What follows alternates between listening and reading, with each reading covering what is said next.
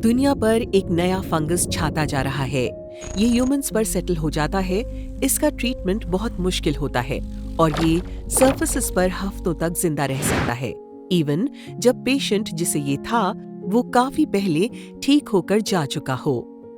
2009 में जापान के डॉक्टर्स ने एक पेशेंट के ईयर में इन फंगस की नई स्पीशीज डिस्कवर की।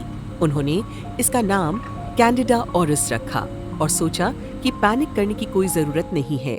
लेकिन कुछ ही सालों में वही फंगस साउथ अफ्रीका, वेनेजुएला और इंडियन सबकॉन्टिनेंट में भी दिखने लगा। हर केस में जीन्स का बिल्कुल अलग सेट था और जिनको ये इन्फेक्शन हुआ उनमें से हर 3 में से एक पेशेंट सर्वाइव नहीं कर पाया। और अगर आप सोच रहे हो कि ये आपको कभी इन्फेक्ट नहीं करेगा, तो बैड न्यूज़ ये है कि ये छुपा हुआ फंगस ऑलरेडी अमेरिका में मौजूद है। इसे पहली बार 2016 में न्यूयॉर्क में आइडेंटिफाई किया गया था। तब से ये स्टेट इसका एक बड़ा हॉटस्पॉट बन चुका है। हालांकि फंगस 29 स्टेट्स में मिल चुका है, लेकिन ये उन लोगों के लिए ज्यादा डेंजरस है जिनको पहले से कोई हेल्थ कंडीशन है। कैंडिडा ऑरिस अचानक कहीं से नहीं आया। ये शायद बहुत पहले से अर्थ पर मौजूद था, बिना हमारे नोटिस में आए। ह्यूमंस और दूसरे मैमल्स पहले फंगाई से इम्यून होते थे क्योंकि हमारा बॉडी टेम्परेचर काफी हाई होता है, लेकिन लगता है ये फंगाई गर्म एनवायरनमेंट्स के हिसाब से अडैप्ट हो चुके हैं और अब इन्हें रोकना मुश्किल हो गया है।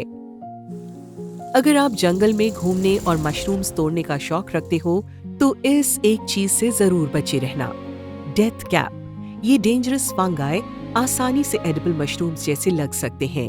अपने नाम को जस्टिफाई करते हुए डेथ कैप्स हर साल मशरूम से होने वाली 90% फर्टिलिटीज के लिए जिम्मेदार होते हैं।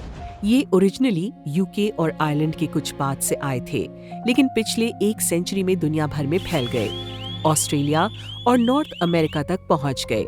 ये कैलिफोर्निया में तेज गति से फैल रहे हैं और ब्रिटिश कोलंबिया तक भी मिल चुके हैं। सबसे बड़ा मिस्ट्री ये है कि ये मशरूम्स इतनी तेजी से क्यों फैल रहे हैं, ये कब आए और ये लोकल इकोसिस्टम्स को कैसे इम्पैक्ट कर रहे हैं। ये इतने खतरनाक इसलिए होते हैं क्योंकि इनमें यूनिक टॉक्सिन्स होते हैं जो शायद इन्हें प्रीडेटर्स से बचाते हैं।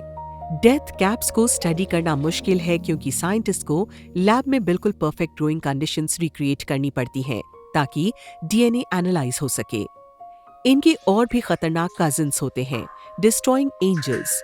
ये बिल्कुल सफेद होते हैं और देखने में बटन मशरूम और मेडो मशरूम्स जैसे लगते हैं, इसलिए काफी लोग गलती से इन्हें खा लेते हैं और 5 से 24 घंटे बाद सच्चाई का पता चलता है। इसके सिम्टम्स बहुत सिवियर होते हैं और इनकी एमाटॉक्सिन्स की सिर्फ एक बूंद भी जान ले सकती है। इसी वजह से डिस्ट्रॉइंग एंजल की एक स्पीशीज को नॉर्थ अमेरिका का सबसे टॉक्सिक मशरूम कहा जाता है। अगर जंगल में एडिबल मशरूम का बेस्ट लुक अलाइक कंपटीशन हो तो वेब कैप्स शायद गोल्ड जीत लें। इनकी 2 टाइप्स होती हैं जो एक दूसरे से कुछ एडिबल मशरूम से ऑलमोस्ट आइडेंटिकल लगती हैं। इनमें एक टॉक्सिन होता है जो पहले आपको ऐसा फील करवाता है जैसे आपको सर्दी हो गई हो। सबसे स्कैरी बात यह है कि इस टॉक्सिन के सिम्टम्स 2 दिन से 3 हफ्तों बाद दिखते हैं, इसलिए डॉक्टर्स अक्सर गलत डायग्नोसिस कर लेते हैं। अगर टाइम पर ट्रीटमेंट ना हो तो ये टॉक्सिन हेल्थ के लिए बहुत खतरनाक साबित हो सकता है और जान भी ले सकता है। एक इंग्लिश ऑथर ने गलती से ये मशरूम्स तोड़कर अपनी फैमिली को खिला दिए। उनमें से 4 लोग हॉस्पिटल पहुंच गए। ऑथर खुद, उनकी वाइफ और उनके ब्रदर इन लॉ को इसके बाद नए किडनीज लगवाने पड़े। दुनिया में और भी काफी अजीब वाइल्ड मशरूम्स होते हैं। कुछ वोल्केनो जैसे लगते हैं, कुछ रॉड्स, वेल्स और फ्लावर्स जैसे। अगर आप स्ट्रेंजर थिंग्स के फैन हो तो एक मशरूम आपके लिए ही है। ऑस्ट्रेलिया में लोग अपने बैकयार्ड्स में सबसे क्रीपी फंगाई देख रहे हैं और आप सोचेंगे कि डाउन अंडर के लोग मॉन्स्टर्स के आदत हो चुके हैं। ये फंगस जितना भयानक दिखता है उतना ही बदबूदार होता है। लोकल साइंटिस्ट बताते हैं कि ये स्टिंक हॉर्न्स के वर्जन्स हैं। इनकी वैरायटीज यूरोप और नॉर्थ अमेरिका में भी मिलती हैं। ये ठंडे टेम्परेचर्स पसंद करते हैं और वुडी मल्च पर ग्रो होते हैं। फ्लाइज इनके स्पोर्स से अट्रैक्ट होती हैं और फंगस को स्प्रेड करने में मदद करती हैं। एनेमोन स्टिंक हॉर्न और ऑक्टोपस स्टिंक हॉर्न जो रिसेंटली मिलते हैं ह्यूमंस और पेट्स के लिए सेफ होते हैं, लेकिन सिर्फ एग स्टेज पर, जब स्मेल ज्यादा स्ट्रॉन्ग नहीं होती। वैसे भी आप बाद में इसे खाना नहीं चाहोगे क्योंकि ये सड़ते हुए मांस जैसी बदबू देता है। मॉरल्स दुनिया के सबसे टेस्टी मशरूम्स में से एक होते हैं। इनका फ्लेवर अर्थी और नटी होता है और टेक्सचर मीठी होता है, जो ज्यादातर मशरूम से अलग होता है। इसी वजह से शेफ्स और उनके क्लाइंट्स इन्हें बहुत पसंद करते हैं। ये सिर्फ मार्च से जून के बीच वाइल्ड में ग्रो होते हैं, इसलिए काफी महंगे होते हैं। लेकिन इनका एक इविल लुक अलाइक भी होता है, फॉल्स मॉरल्स। इन्होंने यूएस और यूरोप में काफी प्रॉब्लम्स क्रिएट की हैं। कुछ लोग कहते हैं कि फॉल्स मॉरल्स सही तरह से प्रिपेयर करने पर सेफ होते हैं, लेकिन क्या आप वाकई अपनी जान रिस्क में डालना चाहोगे? अगर आप फॉरेजर हो तो असली और नकली में फर्क करना सीखना जरूरी है। ट्रू मॉरल्स के कैप्स में छोटे छोटे पिट्स होते हैं और ये कैप के टिप से स्टेम के बॉटम तक पूरी तरह हॉलो होते हैं। फॉल्स मॉरल्स में कैप रिज्ड, रिंकल्ड, वेवी या स्मूथ हो सकता है, लेकिन उसमें ट्रू मॉरल जैसे हॉलो पिट्स नहीं होते।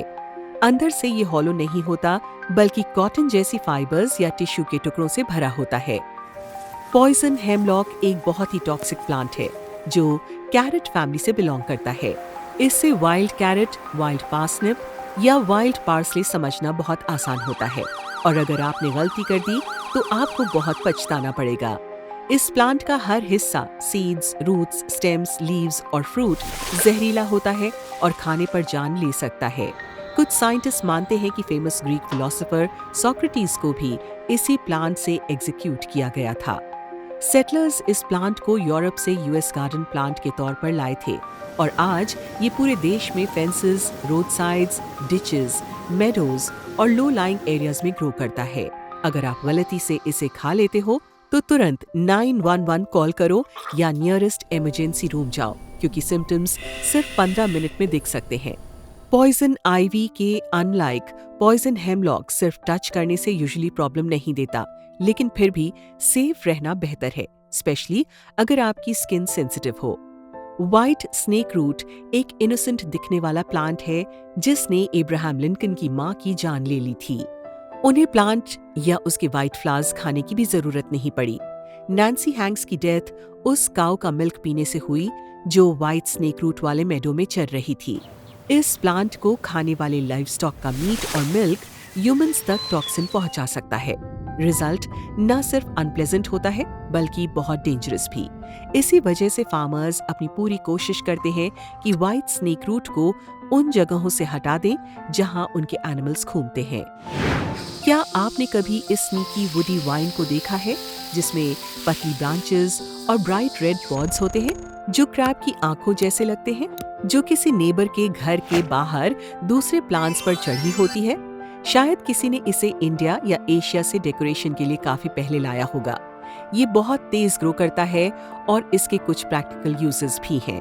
कुछ लोग इसे हीलिंग के लिए यूज करते हैं, कुछ नेकलेसेस, रोजरीज और फोक म्यूजिकल इंस्ट्रूमेंट्स जैसे मराकस बनाने के लिए। लेकिन इसे हार्मलेस समझने की गलती मत करना। अगर आप इसके सीड्स चबाकर निगल लेते हो तो आपकी जान जा सकती है, क्योंकि ये सीड्स ह्यूमंस और बर्ड्स के थ्रू आसानी से स्प्रेड हो जाते हैं। ये किसी ऐसे इंसान के पास भी पहुंच सकते हैं जिसे इनके बारे में पता ना हो। ये कुछ एनिमल्स जैसे कैट्स, डॉग्स और हॉर्सेस के लिए भी जानलेवा हो सकता है। कहते हैं कि कुछ ज्वेलरी मेकर्स भी जो सीड्स के साथ काम करते वक्त उंगली चुभवा बैठे, उनकी भी डेथ हो गई। वैसे प्लांट को सिर्फ टच करना आम तौर पर नुकसान नहीं पहुंचाता।